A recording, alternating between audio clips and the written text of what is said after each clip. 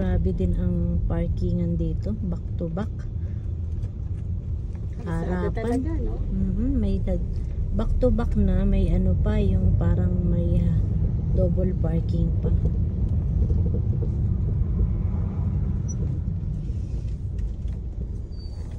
Malalaki din yung kanila. Parang mga 7-Eleven nila.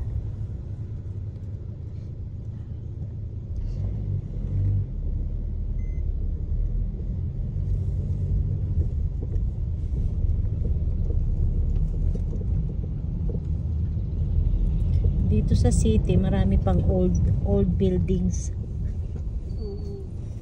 Kasi ito yung mga unang buildings na nagawa. Tapos yung mga bago, mga ano na, mga modern ano na. Yerevan.